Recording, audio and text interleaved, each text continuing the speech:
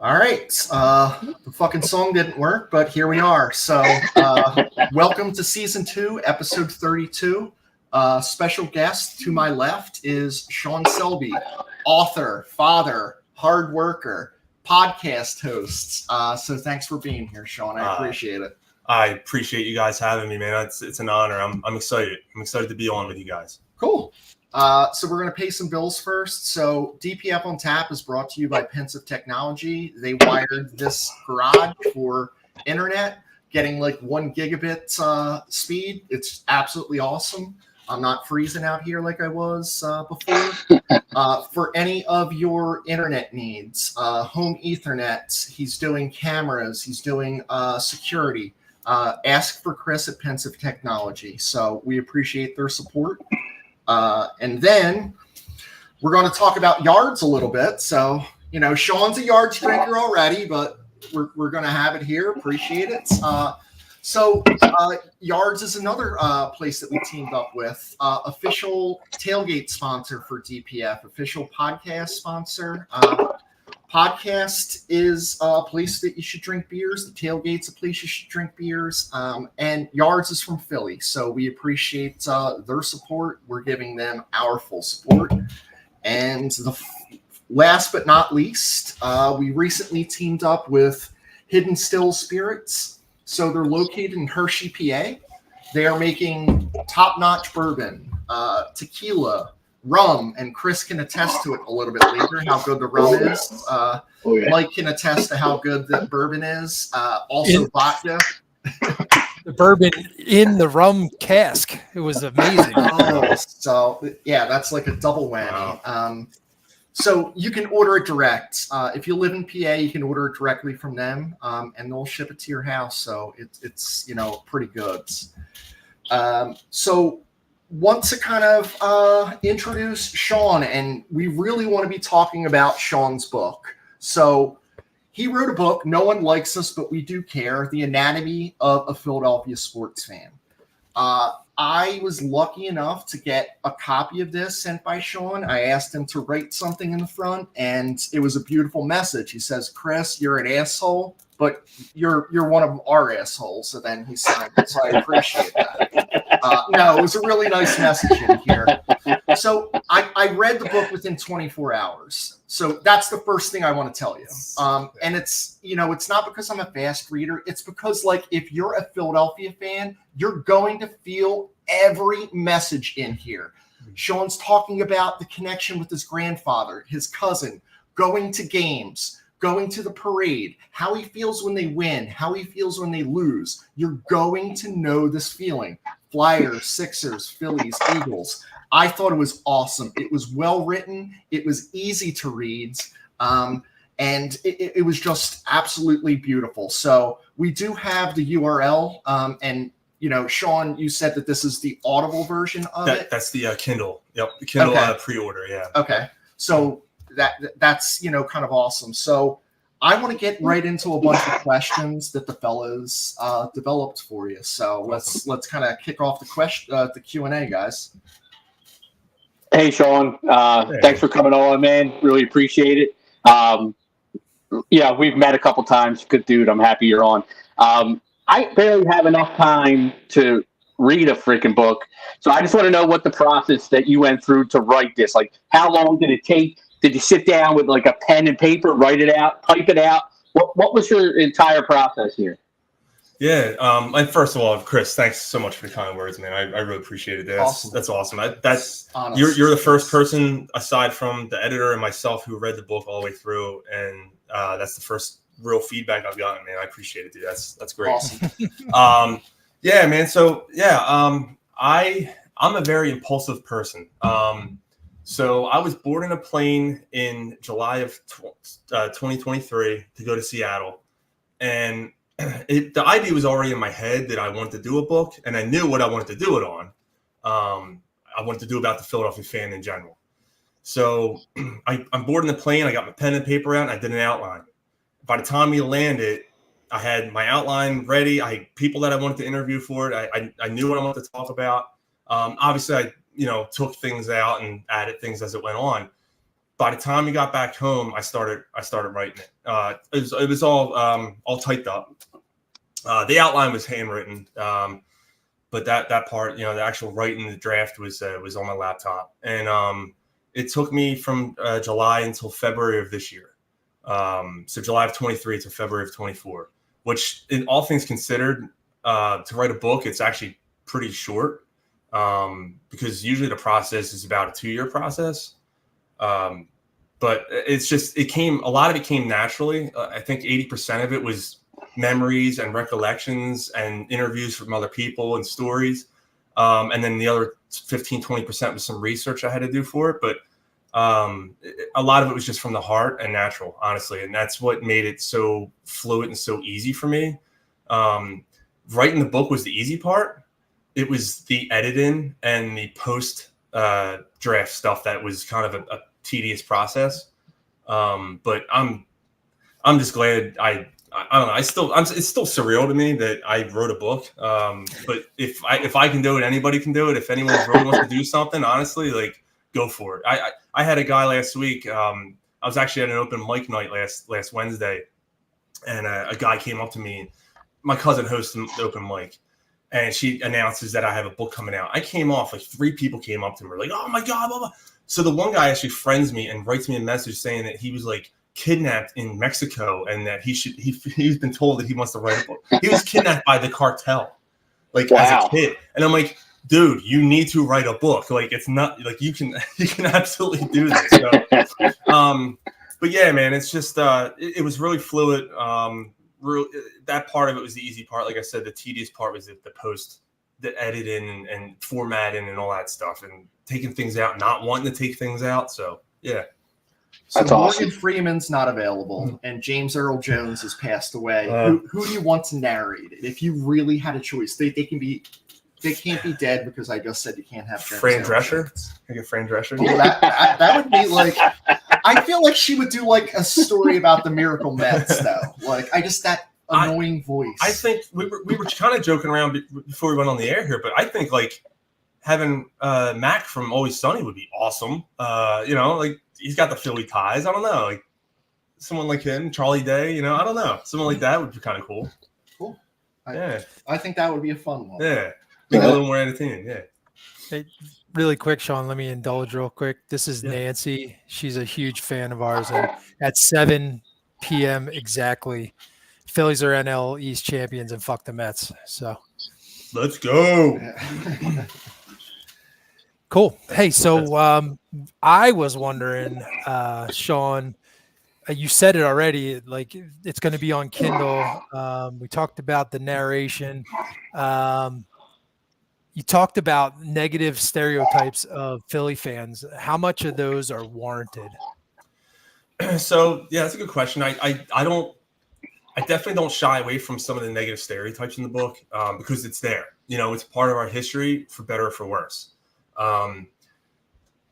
So yeah, I mean, the batteries of JD Drew, absolutely warranted.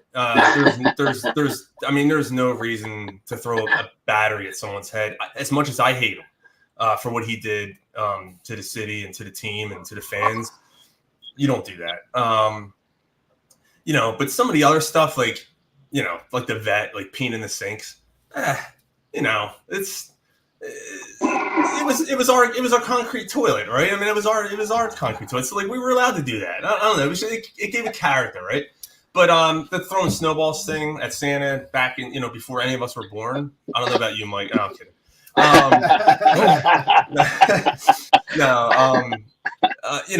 Come on, like that whole thing's overblown. I get into that. I give the background of that story. I think I paint it in a picture where maybe you don't look at the Philadelphia fan as much in a negative light as they normally get from that.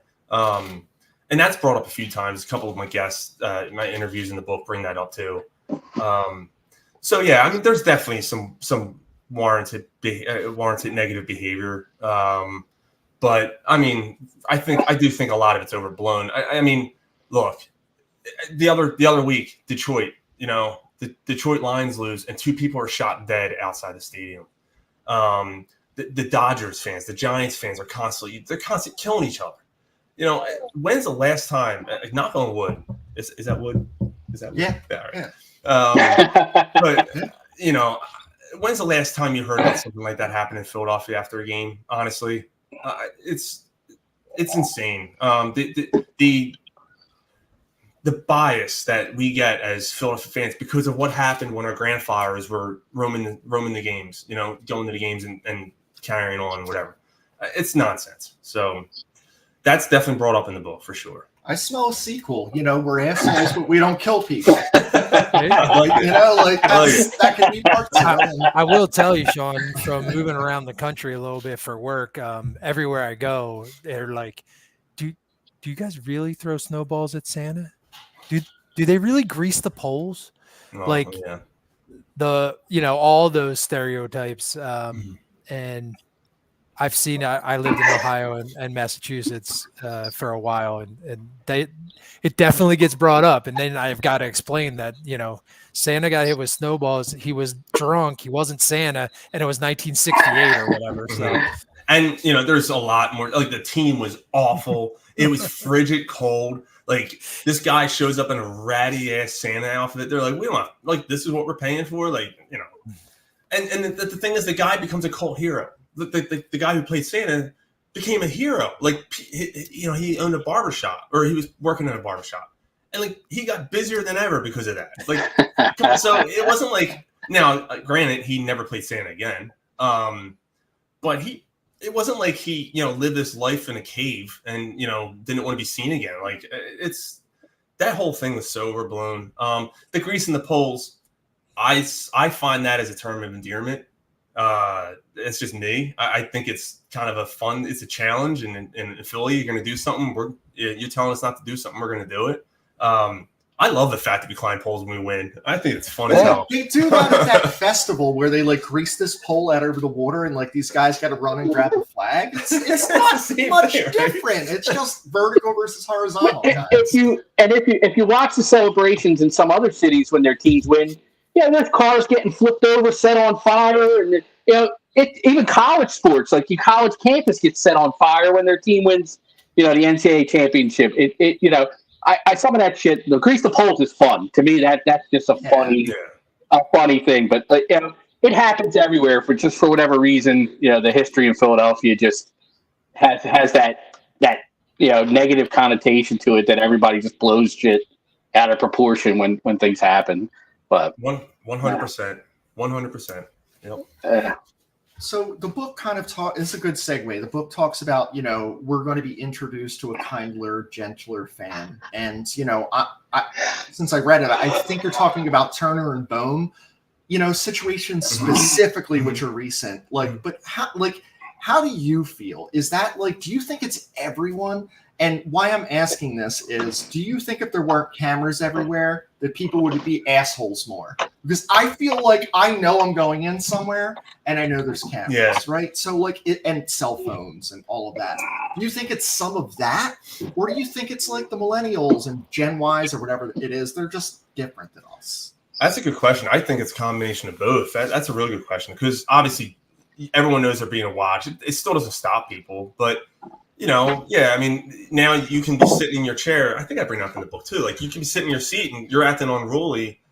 They can just go on their phone, text your seat number, and now you're getting kicked out of the game, right? So that definitely has a part of it. But the other thing, in the book, I bring up the Kathy Lee Gifford situation, the Monday Night Football game against the 49ers back in the early 90s, which was, again, that's another one that was shooting off a flare gun in the middle of the crowd. There's no reason for that. But the fans were having fun with the picture of the Kathy Lee Gifford, and because Frank Gifford was calling the game, and they're going through a divorce and all that stuff, cheating scandal, whatever it was. And but you don't even see that anymore. You don't even see that kind of stuff. I mean, we'll still boo the hell out of Sidney Crosby. We're still going to boo the hell out of Altuve, stuff like that. But you don't really see guys, you don't see people throwing stuff at players anymore. And you don't even, honestly, I mean, I know what happened today in the A's game, but you don't even see people storm the field as much as you used to, as you used to.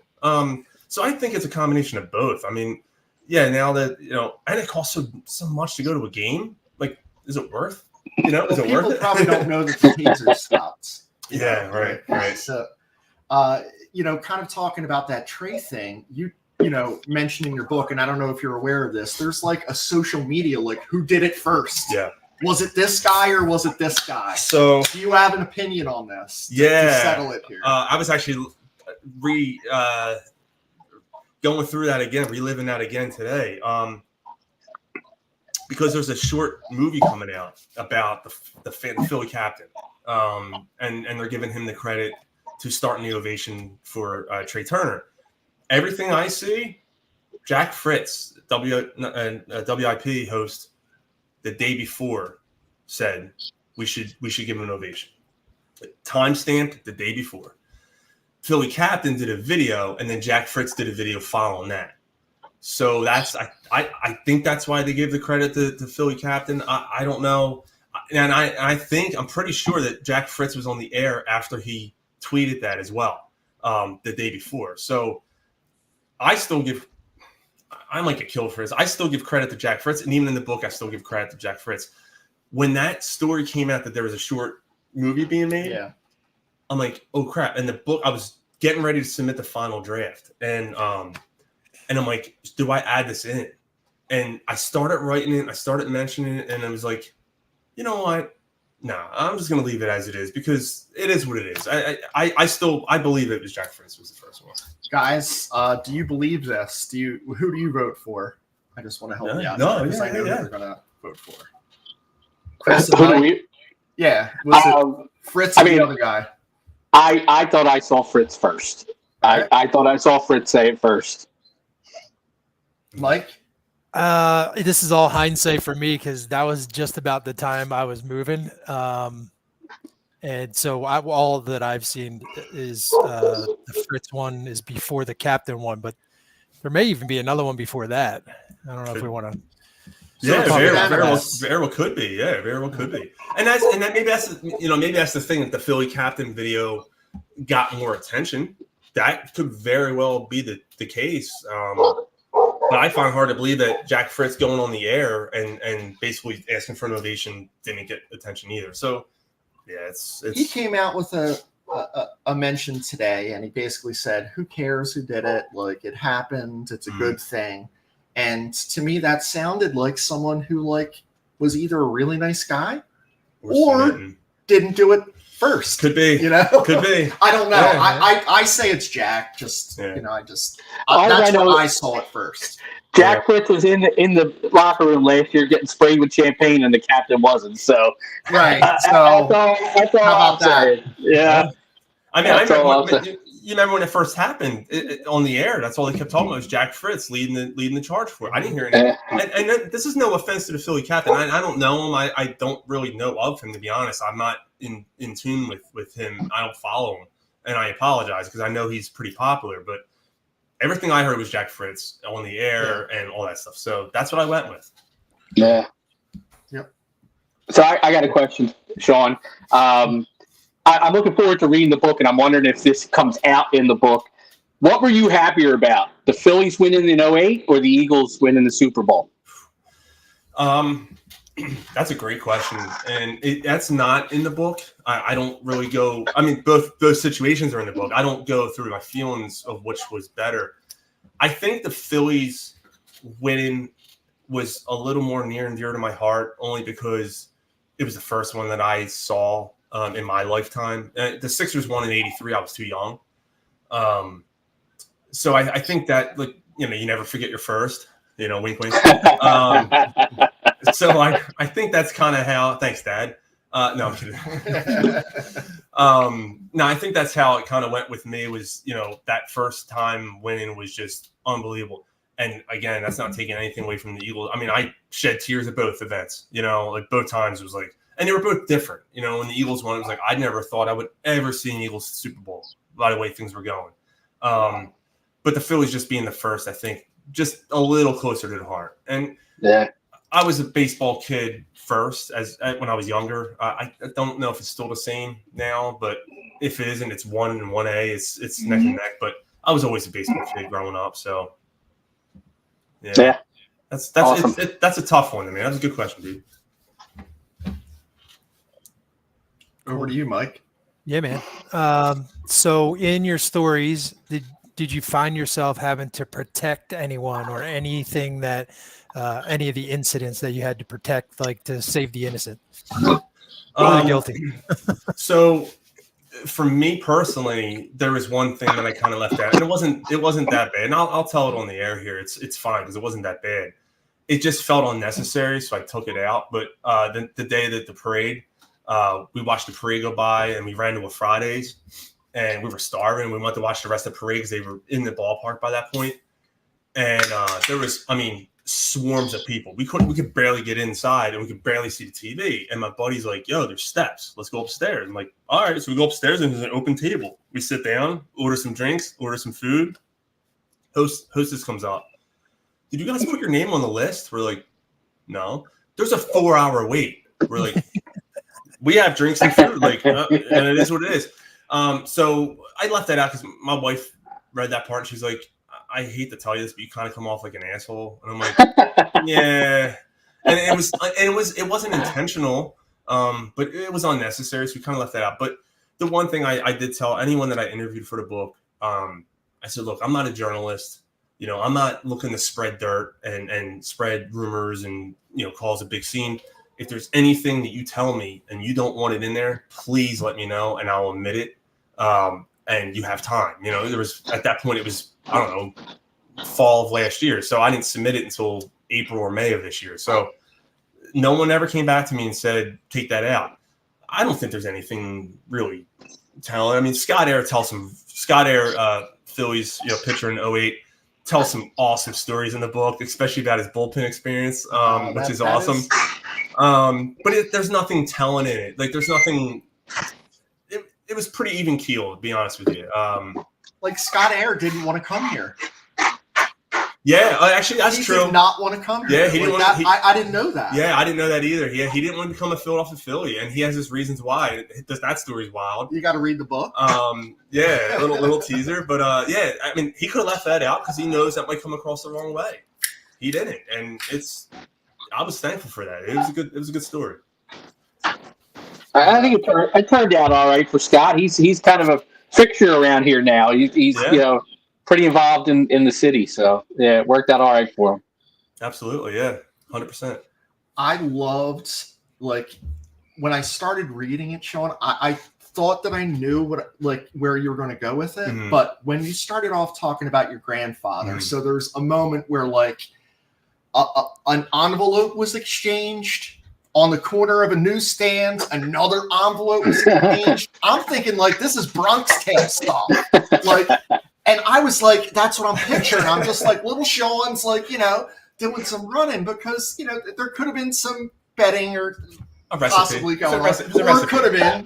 They could have been exchanging that. Yeah. So I loved the personal stories about it. I loved how you were able to kind of talk about your cousin in it. Such and we've all had that person, right? It's that person when you're younger. I think of Stand By Me with Stephen King. You never have friends like you did when you were 10. Right. You don't. Yeah. And those memories you're able to have with him, I just thought were awesome. And, and then it transitions into kind of talking about what's going on now, which is kind of what I want to talk about. You had Mike and Gary and Ryan and your guys on there. So you've been doing Corner Pub Sports since 2015, and you're getting close to 500 episodes. Yep. November will be 500, yeah. And because when I first looked it up, I was like, I thought it was more, but you're like, yeah, it's iTunes, way more. iTunes cut off, yeah. Because I was like, wait, you're there a lot. So Sean and I met because he asked me to be a guest on the show once, and then we did an event together for charity where Sean was able to bring Steve Jeltz along. And awesome dude, one of the best days. And then Scott Air was on when we were on. So that was, just kind of awesome. What can we expect? I want our listeners to check out your show. Tell them what's different, what's the same, what to expect, when is it, all of that stuff. Yeah, so definitely. So it's Friday nights, 8:15 p.m. It's on our Facebook and YouTube channels at Corner Pub Sports. Just look us up. It used to be on X, but Elon Musk I guess he probably did that to you. Put a clamp on live streaming. Yeah. Yeah, you have to pay for. I'm not paying for that crap. I'm leaving it alone. Yeah, I mean, so it's a Friday night. We pregame a little bit. We kind of get a little buzz before we go on the air, and it's bar talk. I mean, you guys, so in that sense, the banter back and forth here and there, and you guys just bring up topics and have fun with it. And I will say we go a little long sometimes. We sometimes can go about 3 hours because it's a Friday night. Like, what else are we doing? We're just down in beers and talking sports and hanging out with my friends, and. So it's a very laid back show. It's raunchy. It can definitely get raunchy for sure, but that's also kind of the appeal to it. It's the corner bar feel. Like you walk into a corner bar in Philly, this is the conversation you're gonna hear. You're gonna hear their sports, music, entertainment. Some crazy story. I got a crazy one for Friday. Just about some girl in Australia sleeping. She wants to sleep with 600 guys in a year. So stuff like that. But those are the stories you'll hear at a corner bar. So that's kind of the feel of the show. But you're doing everything. You're not just Phillies. You're not just Eagles. Yeah. It's all different sports. You're kind of talking about whatever. So like you have that time for the 3 hours. Yeah. For sure. How about on the Sunday mornings? So Sunday morning, I just started a podcast with Heat Ratio Sports, and it's coinciding with Corner Pub Sports. It's the Corner Pub pregame show. It's an NFL only show. It's I just look at the slate of games during the day, kind of go through, give your lines, your over unders, and then I'll give maybe a player or two of fantasy advice. I gotta say, I don't know who the hell I think I am giving fantasy advice this year. I'm not having a great season. But it's fun. It's a half hour long. It's a quick hitter. It's at 11 o'clock on Sundays. It's just to kind of get everyone ready for the games, kind of get you primed up. Gets me primed up, honestly, and then it also encourages me to say, all right, maybe I'll put a couple bucks on this game because I said so. So yeah, it's fun. And the guy Tony over at Heat Ratio is awesome. If you get a chance to check them out too, Heat Ratio Sports. He's a good dude. He does a lot of shows. He's doing that. He's doing he's got like 3 or 4 shows he's doing. It's crazy. So well, I appreciated you having me on. I appreciate you asking. I would send Sean all this is going on because I was asking Sean, how does this work? How does that work? What does it do? So you've been an incredible help with that. No, absolutely. So we appreciate that. Yeah, I'm glad you guys went off and running, man. You guys, as soon as you hit the ground, it was like, all right, they're going. You got this going behind me. It's awesome, man. It's good stuff. It's good stuff. Now you guys are all, you guys have a good thing going here. So just keep it up for sure. It's because honestly, you never know when it's going to end, and when it does, you're going to damn, and that's the thing with us. We're going on 10 years, and we're going to celebrate 10 years in March. We're going to have a big thing, by the way, and more on that later, in a later time when things become official. But we've had those talks. How long are we going to keep doing this? And then I'm like, well, what else am I going to do on Friday night? I'm going to sit at a bar and talk sports with somebody, where I'd rather sit, in my studio and talk sports with my friends. And until there's any real big issues, I don't see us stopping, honestly. So we had an idea last night, as a couple of the guys were over. We want to do a mystery science theater style watching a game. Just have camera behind us, and we're not even playing to the camera, just saying whatever the fuck we want about the game. Fuck Walker, fuck this, fuck that. He should throw this, and I think that would work, and I want you there. So can you commit to that? Dude, that'd be awesome. All right. That'd be fantastic. Oh, my God, that's a great idea. Yeah, get the little shadow effect. You just see our heads. Yes. Yeah. We're probably always better from behind, just the silhouettes. If you do if it's late in the playoffs, it's close to Halloween, we could be wearing special masks. We just can't have the medical talk like we had last night. The old man, my aches and pains talk, We gotta cut. Bunions came out. I'm like, Chris was like, all right, what the fuck? It's a fucking camera. I got this pussing thing happening on the side of my stomach. Can you take a look at this? The other thing that's, I had to Google you, right? And I found out you're in a legitimate band. You have stuff on Spotify. Talk about that. You're a guitar player. Yeah, thanks, man. Dude. I was in a band. It was called Kill Shot. We put out 2 albums back in the, early 2010s. I guess 2008 we formed, and then we broke up in 2013. So it didn't last too long. band drama. You know, the typical band drama broke it up. It was like Guns N' Roses, like that whole thing. by the end, honestly, we hated each other. So it had to end. But the experience was awesome. We got to open up for some awesome bands, man. We opened for Misfits. We opened for Sponge, Filter, Live. We opened for members of Guar. And we even got offered to play a show with Kitty, the female heavy metal band. So it gave me a lot of like fun experiences. Got to meet a lot of really cool people. But it got to the point that scene just it's you know, I don't mean to bash anybody that's still in that scene, but it's a very backstabbing environment.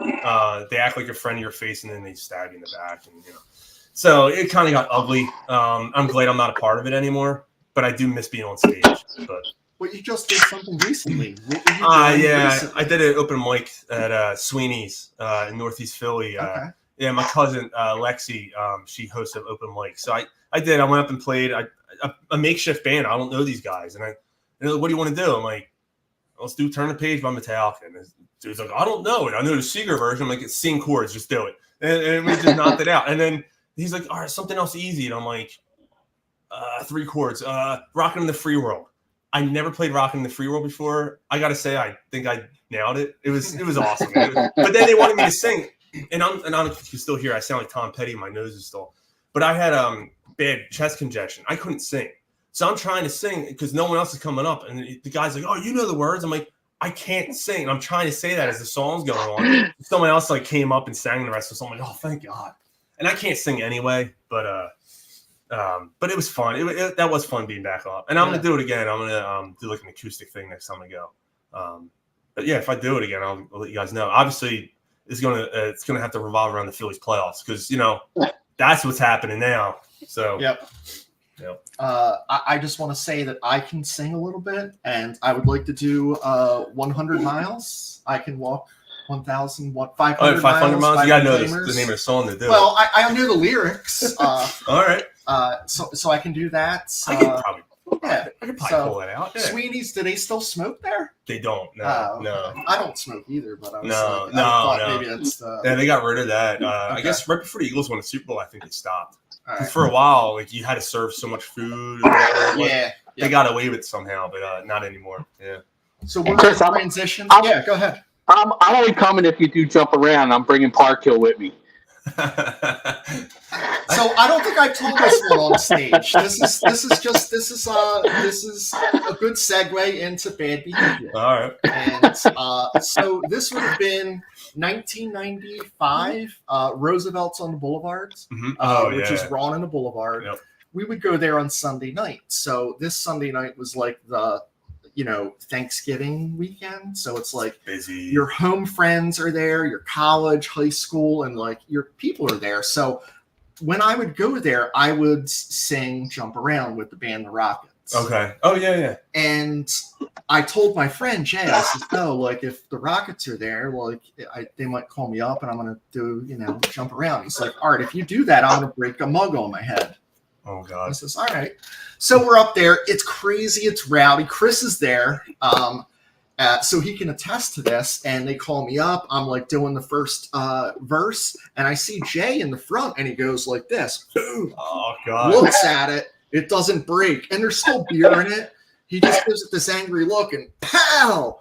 Blast glass all over the place. He's leaking like Ric Flair in WCW back in the day. Yeah. Beer's going everywhere. There's haymakers getting thrown. Chris is behind the fucking bar pouring his own beer because the bouncers were looking somewhere else. It was just like absolute mayhem. It's like Animal House. Oh my gosh. I felt like I went down, threw a punch, had to get back up on stage for the final. I don't know if that's true, God. but it was 30 years. I don't think you broke stride. You jump around, punch a couple guys, get back up on stage. It was. I didn't have the Celtics jersey on. It was probably at that time an AI one, or no, it wouldn't have been AI. I don't. It would have been like 90 something. Yeah, it's possible. It might have been Clarence Weatherspoon though. What was he? Number 34 or something? Yeah, something like that. You know what? There was another one about protecting the story. I don't know about this.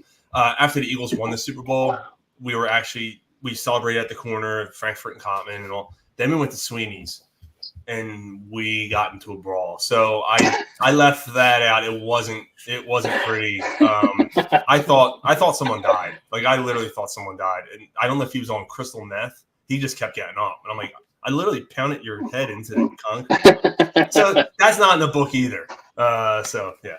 Yeah, that's now it's out there for the world to know. So. Well, Fair there's part two. Before we transition over, I just want to again, no one likes us, but we do care. The Anatomy of the Philadelphia Sports Fan, Sean Selby. It's out October 4th, hardback and soft. Yes. And where else can it be? Like, let's say someone wants to go to a local bookstore. Okay. Where can they get it? So for right now, it'll be on Amazon, hardcover, paperback, and Kindle. The Kindle page is the only thing that's live right now with that link right there.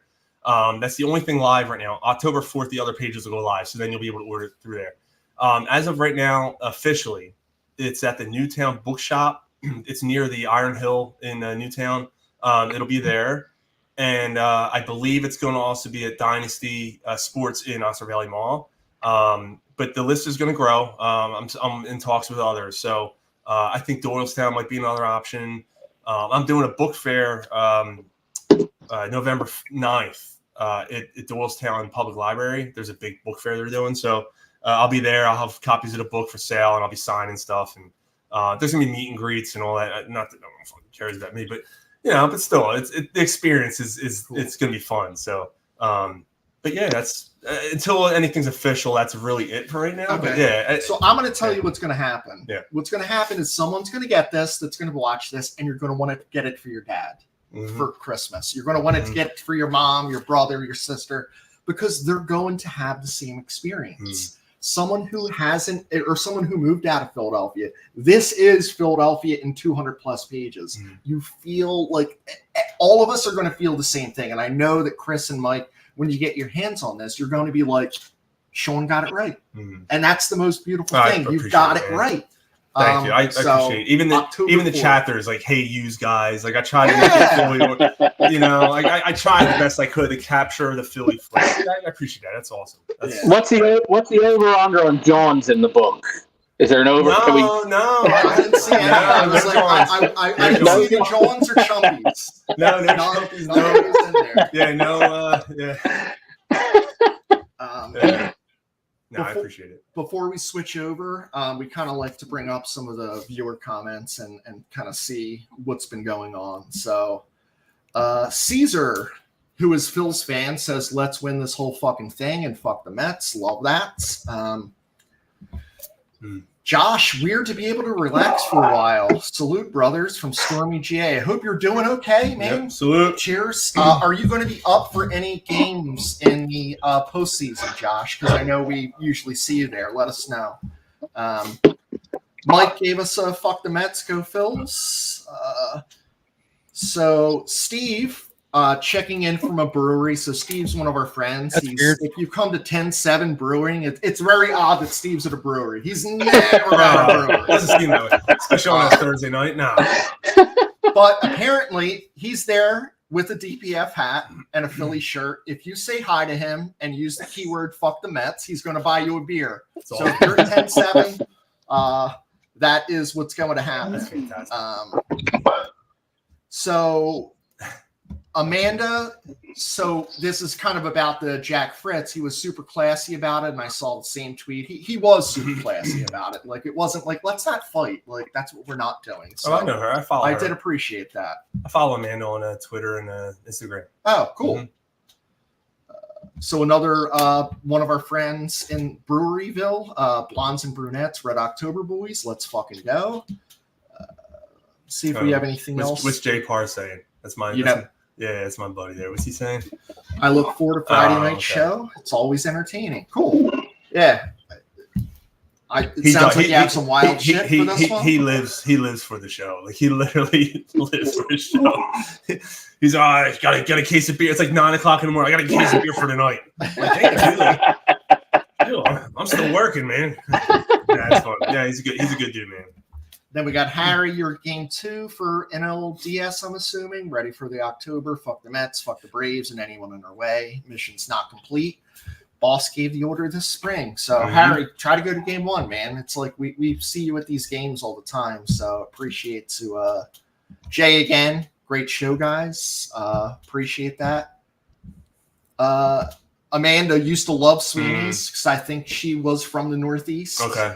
So that's funny because I'm thinking like it was a smoking bar. There's one around here. Like Renee and I just went to one. It's the Hollywood Tavern. Like we were going in and like the lady's like, "What do you want, hun?" Like fucking ashing my drink. And we're like the only two not smoking there, but we're like, I don't. What do we do here? And we got a little FTM. Oh God! Walker. Seriously, can we never see him again in a Phillies uniform, please? Oh my God! Oh my God! Done. Good day from Sydney, Australia. It's tomorrow. Cheers! Cheers! Like, Happy Friday! Yeah, shit. And it's funny because that story I was going to share is from about a lady from. See if Scott knows about the lady who wants to sleep with 600 guys. She's from Australia. She said Scott's in line. What do you mean? Does he know her? So she took applications. She's taking applications, and she's like, "I have standards." Clearly, yeah. Well, it's not like a hot dog down the hallway. You got to know. It's crazy. We're apparently comment on our own podcast. This is pretty cool. Watching from a Manhattan bagel parking lot. Good shit, fellas. The butcher. So The butcher. appreciate that, the butcher. So I want to kind of talk about something you and I just experienced here, watching the last game in Oakland. So how did you feel watching that moment? I immediately thought of my wife. She is Connie Mack's great granddaughter. Obviously they left Philadelphia anyway, so maybe it shouldn't matter as much, but there's still a tie. Like you and I talked about, there's still a tie with the A's and Philly, even though it's been 50 plus years, 60 plus years. Man, I don't know, man. I can't imagine what those fans are going through because you and I were talking about it. We're like, can you imagine just waking up and going, "Oh yeah, the Phillies are moving to Ohio, Cleveland or something"? You'd be like, what? I'd be heartbroken, absolutely heartbroken. I don't care if they got a new team here; it wouldn't be the same. I don't know how those fans in like the Cleveland Browns. I just mentioned Cleveland when the Browns left, and then they got a new Browns. Is it really? You know what I mean? Like they're watching the Ravens win Super Bowls, and the Browns still suck. Like that's. I don't know. I'd be heartbroken. Personally, it's not this, and I saw something today where like a guy had a poster and he's like, "I was here at the first game in '69 or '68, and I'm here at the last one." Same stadium, man, like same team. It's just, Mike, do you think that they should keep the Athletics name regardless what happens? I do. I think it traveled the first time, right? It should go with them to Vegas. We were talking about it a little bit, and I think Dugan will probably talk about it, but there were some really good teams and some really good players right up through till like not too long ago, 2019, 2020. And it's very sad. Having lived in Cleveland, it's funny you bring that up, Sean. There are two camps.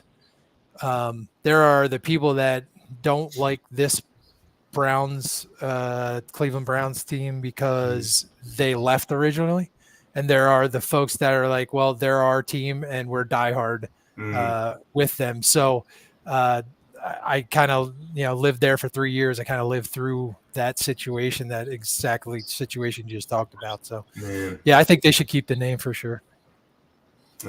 And then, Chris, we were talking a little bit about last night, but I want you to share your feelings on the whole Roddy Tellez, like tell kind of what happened and why, what you feel about that. Yeah, the Pirates, he had a kicker in his contract that he would get a bonus if he had a certain number of plate appearances. And I think he was like 4 short of that bonus. It was like $250,000 or something like that. It wasn't a backbreaker. It wasn't $1 million or anything like that. And the Pirates decided to DFA him with 4 at bats before he got to the bonus.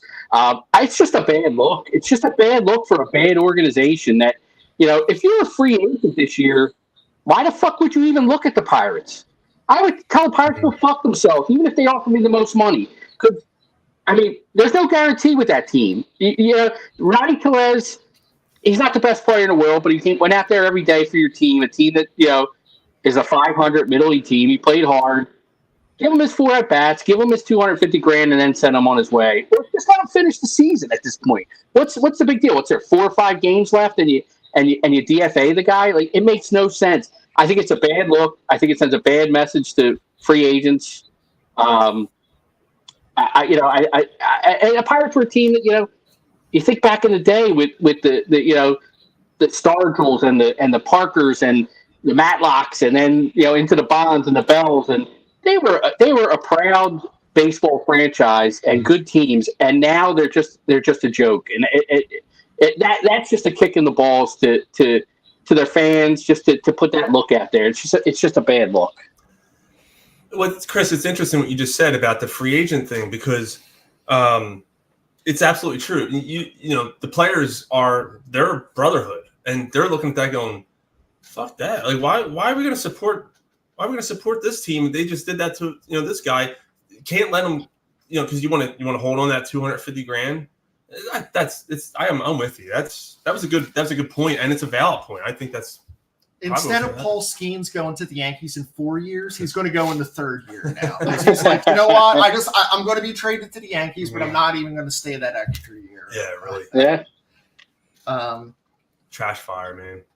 Mike, you're wearing the shirt here, so I want to ask this one. Like, Marsh and Stott, are they going to play against left-handed pitchers in the playoffs, or are they going to go with the, Sosa, Weston, blah, blah, blah? What's your feeling on this? So, I had a feeling one way, and I'll tell you what that was, and now I'm kind of maybe transitioning. And so we've talked a lot about how the Phillies, we're screaming at the TV or in the stands, bunt, right? And for 7/8 year, they haven't done that. But over the last couple of games, maybe they've started to play a little bit of small ball. And so my original thought was Topper's going to stick with his spreadsheet, and he's going to play the righties against lefties and the lefties against righties. The Stotts and the Marshes will play when there's a right-handed pitcher, and the Sosas and Weston Wilsons and, who's the third one? The third righty. Whoever Hayes it is. Hayes or Rojas. Thank you, Hayes. Hayes is who I forgot. We'll we'll play against the lefties. But now I don't know. Maybe it's more of a feel thing. Who's hot? Stott is starting to hit a little bit, which is exciting to me. Marsh, he's got really good power. He's started to hit lefties a little bit. He's still, batting like 143 or something like that against them. But maybe he goes with a little bit of feel instead of right off the spreadsheet. So that's where I'm kind of at. I think I'm still in he's going to play the analytics. Also leaning towards maybe, we'll throw a little baseball IQ in there. Mm-hmm. I think it's going to be a little bit of both. I think Stott's going to play every day. I think Stott, just because of his defense, he's playing every day. I think Marsh is the guy who may be subjected to the right-left matchup thing, because you do have the more right-handed bats with Hayes and Rojas that you can play, and then have Marsh come off the bench. And he doesn't hit lefties well. He just doesn't. I think Stott's defense puts him over the top in a playoff series. You got, the idea is not to let the team score, right? So you want to have your best defense on the field, and that is Stott and Rojas in center. So I think Marsh will be the one guy that I think is subjected to that left-right stuff more than Stott is. Mm-hmm. So, Sean, what if we don't know who we're playing? What if we're playing the Braves and it's Sale and Fried, 2 lefties? What are you doing there? Like, you're the manager. What would you do? Is it Sosa, Rojas? Wilson? I'm on the other side. I think I leave Marsh and Stott both in there. Honestly, I think these are. I know that. I'm just going to say this. I think the thing that's going to stop the Phillies, that could stop the Phillies, is Topper. I think overthinking, overanalyzing. We saw it in the previous 2 years. taking pitchers, taking Suarez out when he's on fire, taking these guys out, doing too much analytics. Analytics do play a part, obviously. I mean, numbers don't lie.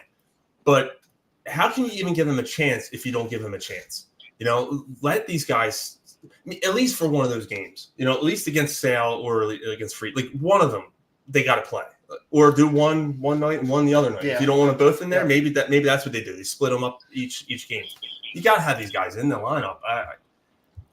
That stuff, yeah. I mean, lefty on lefty, the numbers are obviously lower, but these guys got you here, and you know, it's not that I mind guys like Rojas, and we don't know what Hayes is because we haven't seen him enough here, and honestly, we haven't seen enough of him in the last 2 years because he's had injury-ridden seasons. So I don't think we're going to get out of him. I'd rather ride with the guys I know. So that's what I would do. Yeah, I like. Mike, what do you think the roster changes are going to be? Because really, I think it's up to we know that there's going to be probably one pitcher that isn't on the team right now that's going to be added as a 12th pitcher. And what kind of tweaks do you think we're going to see for the NLDS? Do you have any, insights or thoughts on that? Yeah, I thought it was interesting that they sent Stevenson to Clearwater to have him stay sharp, I'll say, and keep playing. That was an interesting move. I thought he did some things both offensively and defensively to, maybe put his name into the mix. I don't know if, maybe Weston Wilson is an odd man out now with Hayes in. And as far as relievers, we keep hearing that Turnbull might be back, right? And he's added some velocity in some of his Iron Pigs games. So maybe that's the one that you see slotted in, and we could all hope that that's Walker's slot that he takes. But also might be someone that we've liked, like a Ruiz, that maybe gets nipped there with Turnbull coming back. So those are the things that I'd see off the top of my head. That'd be a shame because Ruiz has had a pretty nice season. But it would be nice, if they're going to do that with Turnbull, I would like to see him in a game against Washington this weekend. Got to do it. Yeah. Can't just throw him in. I totally agree. Even Kirkman was great last year for us, but he only played 2 weeks before the season, and that was him in the majors. Here we go. Obviously, Turnbull's been in the league, longer than that, but.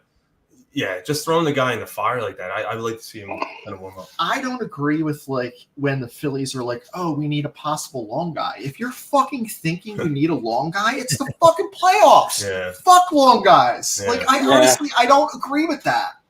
That's what, we need Mac Lazar to mop up. No fucking mop up work. Use your fourth starter as your long guy. That's it. Yeah. That's exactly right. Whoever that is, you use them at that point. I mean, the way I'm seeing it is, I think it's 12 pitchers, and I think Walker's out. There's not a situation in the playoffs where you're going to bring Walker into the game. No, there's no shot. And I'd put Allard in. I would bring Allard in and give you another lefty out of the bullpen. And I think the 12 I have, you basically have 6 righties and 6 lefties. It's your 4 starters, and then Hoffman, Strahm, Kirkring, Alvarado, Estevez, Ruiz, Banks, and Allard. So you're 6 and 6 righties, lefties. Yeah. And then I'm carrying a 5-man bench. Sosa, Stubbs, Hayes, assuming he doesn't start, Wilson, and I'm bringing Cody Clemens because that son of a bitch just. He's clutch. I'm bringing Clemens. Five guys on the bench.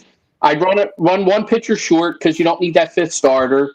So I mean that's where I'm at. I think you carry a deeper bench, and I like Allard. Other than 1 or 2 starts, Allard's been pretty solid. I mean, and you can't say the same thing about Walker at all. He hasn't had any really good outings. So historically bad season, the worst ERA since 1930, I think I saw.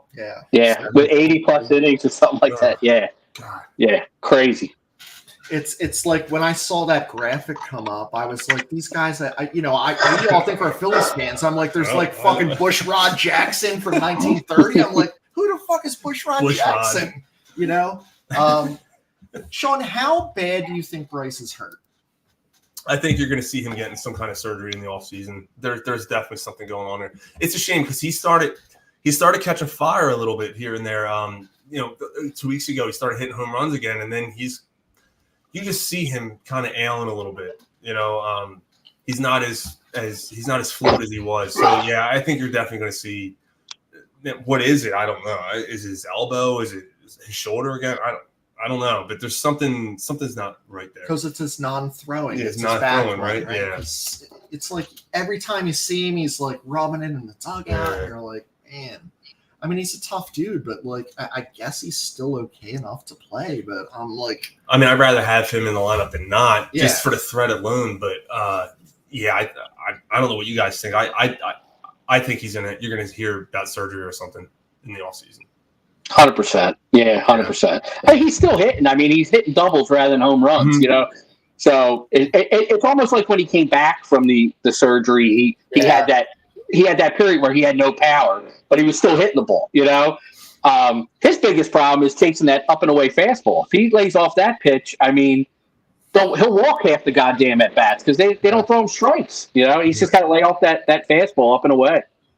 We're like, oh, Bryce ho-hum, 30 home runs. He must be hurt. Yeah, but you can see it though. Like you can see with your own eyes. There's something's not right with him. He just seems off. Who do you want in the first round? I was going to ask you guys that. Give me Milwaukee.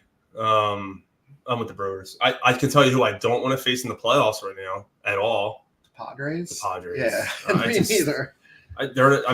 We know how it is because we were that team last year and the year before. We were the hot team going in the playoffs. The Padres, I couldn't believe when I looked at the standings this morning, oh my God, they're 3 games behind us for record. And granted, they can't catch us now, but like that's insane. Chris, what were they? They're 48 and 50. They're playing over 700 balls since the All-Star break. 700. Yeah. Steer clear of that. Let them and the Dodgers beat the shit out of each other. I'm good on that. What about you, Mike? Who you hoping we face? This might not be popular, but I'd hope we face the Mets because I know we kind of shit the bed last weekend, and I want some of that, get back personally. I think we can handle them. I think it was just kind of ran into a hangover. They won when we went. Kind of yeah, they did. On Corner Pub Sports Night and DPF night, they won. If the Braves somehow straddle past the Mets, I don't think anyone is going to disagree, right? We would rather play the Braves, right? That's the team. I agree. Yeah. You think you want to play the Braves? I'd rather play the Braves over. I'd rather play the Braves over the Mets. Oh, I don't want those lefties, Max Fried and Sale. The Phillies own Fried though. They own Fried. The Phillies. They don't own Reynaldo Lopez. Is he going to be back though? We still don't know if he's going to be healthy. I'm not risking it, and I'd rather face Jose Quintana, Peterson, and whatever other throwing his number 3. Flip that around.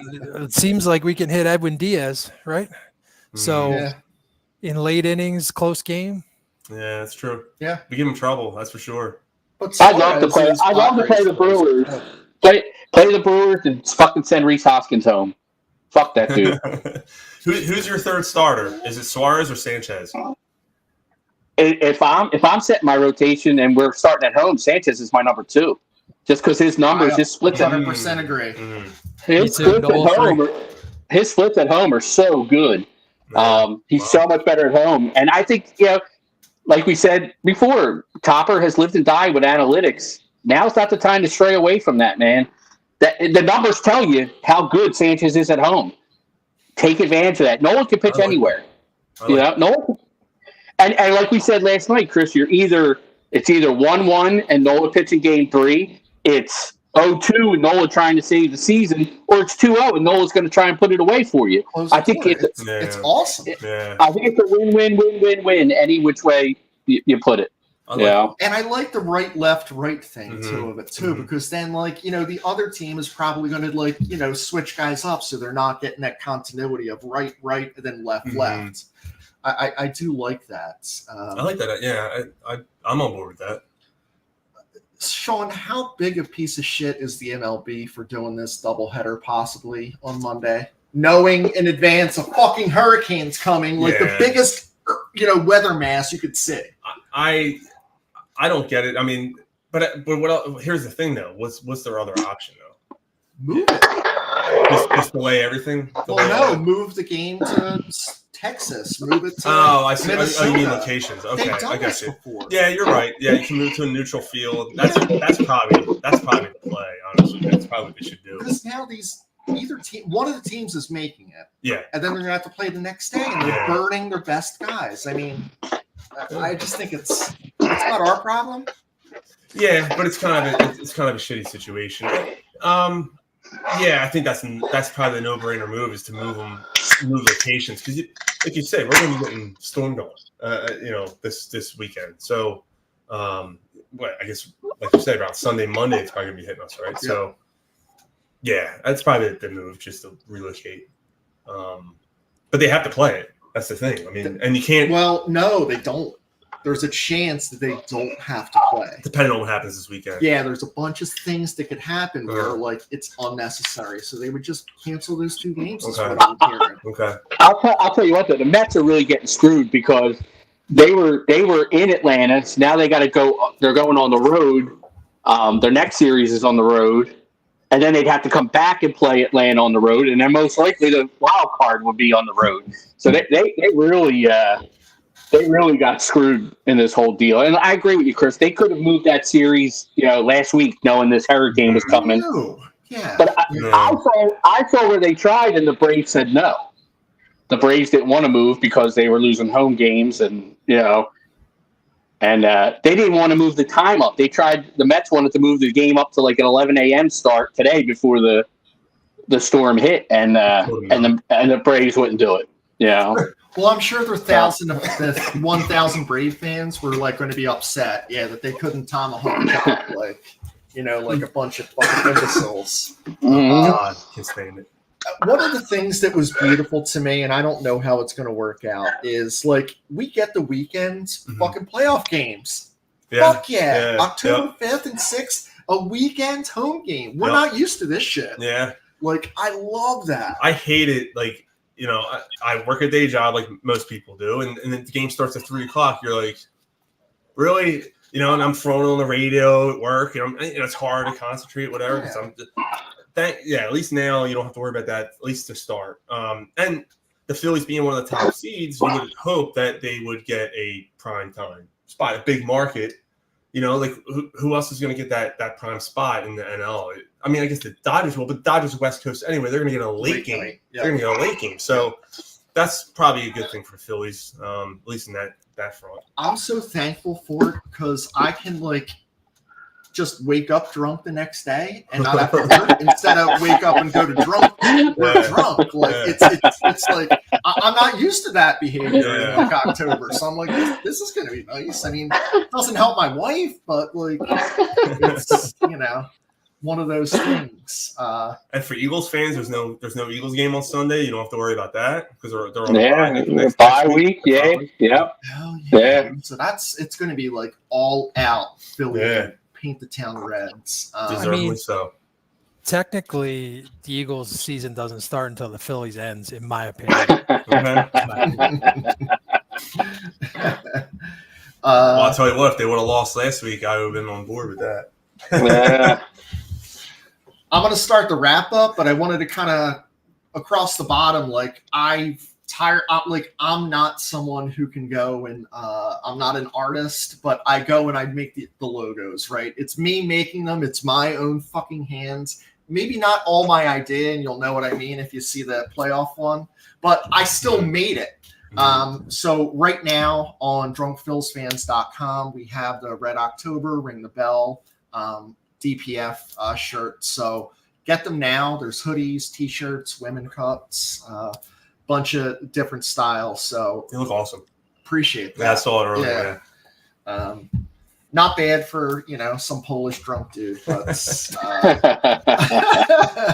I'm going to go to some comments and then I'm just going to have wrap up with final comments from the guys here. So let's see. Who do we have? Jimmy says Topper's going to mismanage the playoffs again, and it's going to cost us. This is just my opinion. Yeah, I mean, this isn't Swami stuff. This is possible. This has happened. Yeah. At least Yeah, go ahead. At least it doesn't have Kimbrel to bring in, right? Yeah, I mean we had that conversation on the Corner Puff Sports last week. We were comparing like that, and it was like, well, the back end of the bullpen's better. You know, like it's much better than it was last year because we forgot how bad Kimbrel was. Oh my gosh. So Harry's going to try to get there for game 1. Are you going to any games? Not yet. Okay. Not yet. Not that you know of. Not that I know of. Yeah. Okay. Let's see if there's anything else. That's I'm gonna look for a guy in an alley and see if I can work my way in. Yeah. Yeah. Work out So that jaw. Fern sounds new. I don't know Fern. I agree. 6 and 6 is perfect. I'm not sure what that's even referring to. The 6 lefty, 6 Oh righties. yeah, with Chris was that is. Is that your cousin, Chris? Agreeing I, with you? I don't know Fern, but I appreciate it. Cody has ice in his veins. I agree. Like that's such a great call with Cody, and that kid can rake. I'm assuming we're talking about Cody here. Love that one. And Yeah, I'm on board with that, dude. You got to keep him on the roster. Joanne loves the bridge design shirt, so I appreciate that, Joanne. That's I love hearing that. And then Sean's Corner Pub Sports guy, first time listening. Guys, really enjoyed the show. Jay, we appreciate you joining in. So it's nice to have that crossover and for joining us. I want to go around the room. So, Mike, I'm going to ask you first. Any final thoughts for this week? Yeah, I'm super excited for the Red October. I've got a couple tickets like we talked about. Being a partial game season ticket holder, I'm excited to get down there and meet some DPFers. Really excited to see kind of how they play these last few games. We need to get some wins to get that number 1 seed, or it will. But I'd love to see how they rest a couple of key players, kind of like we were talking about Bryce just a couple minutes ago. Yeah. As far as that's everything, but I'll just say fuck the Mets, fuck Joe Carter, and everyone that's 45 or above that has not gotten their colonoscopy yet. Please get your colonoscopy. Over to you, Dugan. Yeah. Sean, thanks for coming on, man. It's been great. Love talking to you. It's been fun night. I just want to put it out there. Anybody that's going to be down in DC on Saturday, I'll be down at the game, weather permitting, hopefully. My wife and I'll have some DPF stickers. Look out for me, and I'll post where I'm at. I'll give you some stickers. I want to say fuck the Dodgers, fuck the Padres, fuck the Brewers, fuck the Mets, fuck the Braves, fuck the Diamondbacks. And for tonight, for all the Eagles fans, fuck the Cowboys and fuck the Giants. Let's go. Double them. Sean, this is a tough act to follow, but I don't know. I'm not going to top that, but I'm excited, man. Like Mike was saying, man, I'm excited for October. I'm glad it's here again. It wasn't a matter of if, it was a matter of when they were going to clinch, and I'm glad they did it. I can't believe it's been since 2011 since they clinched the division. I'm glad they did it. We're at a different spot now. I don't think that whole trend of being off for the week and all, I don't think it's going to matter. I think we're going to see this team turn it on in the playoffs. They have the personnel. I think they can do it. And just for this weekend, I got the Corner Puff Sports Show tomorrow night, 8:15 on our channel.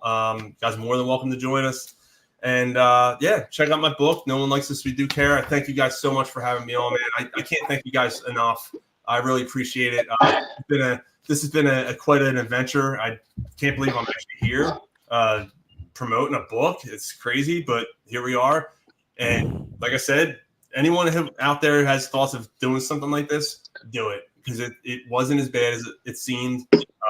It's possible. So thank you guys so much, man. Of course. So, Sean, thank you for coming on. I loved reading the book. I think it's special. I think you captured emotion in black and white. And that's very difficult to do, right? It's not a show. It's not a story. You're not talking. You captured that. And I think you're going to capture other people when they read this. So going on to kind of the sports, I think it's incredibly important the Phillies finish strong here against the Nationals, not only because it's number one or they're going to be number 2. It's their last games for a little bit. Mm-hmm. I think it's going to be so incredibly important for them to the Royals just swept the Nationals. Mm-hmm. So, like, the Phillies should go in there and sweep their asses out of there. And if the Dodgers win it out, and I don't know how it's going to happen, what's going to happen. But if they get number one and we won all three, then you feel good about it. But also, fuck the Nationals. They came, stole the Montreal team. We were talking about this. I felt terrible. We were watching Bip Roberts and like the other announcer for Oakland. They couldn't say a word. They're like, they got tissues, just crying. I'm sure that's what the Montreal people, felt like. And I do like Bloopy. Mm-hmm. Is that his name? Or Youpie? Youpie. I was thinking of Blumpkins, and I like those too. Blumpkin. Yeah. And you know what? Fuck Ryan Zimmerman. Just because I don't like him. And just fuck because. Jonathan Papelbon. Yeah, fuck him. Oh, definitely fuck him. And it has nothing to do with it, but fuck Dan Ugly, because I just hate that dude. I just don't know why. I just felt like he was like a little short king and had to like put his sleeves up like this, and he was always like, I'm like, fuck Dan Ugly. Appreciate you joining in. The next podcast we're going to have is going to have Elena Amaro. And that last name is familiar because she is Ruben is her brother. Is how I'm going to kind of put it. We're going to have her on. I'm really excited about that. Of course, her father is Ruben Amaro Sr. From the '64 team. I think it's going to be a great time. So go Phils this weekend. Let's get the number one spot. Thanks for everyone for joining us. And Sean, thanks for being on. Thank you. I appreciate you. Thank you, guys. Thanks, everybody. Awesome. Go Phil. See you guys.